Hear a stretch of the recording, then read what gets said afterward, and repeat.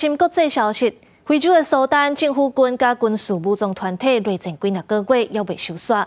联合国表示，伫苏丹的达佛发现枪啊堡，上无带87个人，怀疑是武装团体甲因杀害。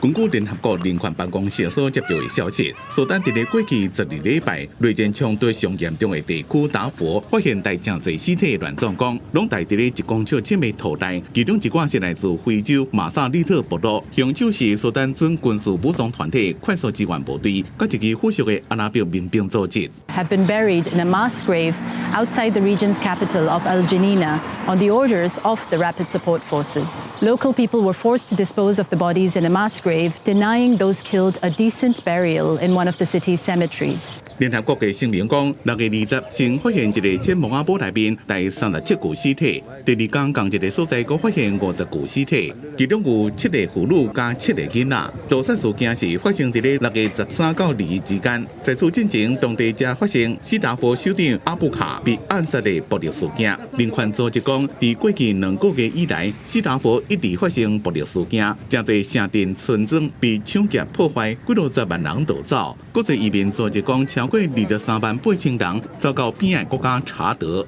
They attack us, and during they attack us, and in the roads they took us everything: money, food, clothes, and even they killed, the relatives and the friends. 国际刑事法庭 ICC 已经针对达佛的暴行展开调查。2000年初期，达佛发生过种族灭绝的战争。迄当阵，非洲的族群起义指控阿拉伯人主导的克图姆政府歧视涉贪。 前独裁者巴希尔政府被指控武装当地阿拉伯游牧部落，针对平民进行报复。公司新闻黄文玲编辑。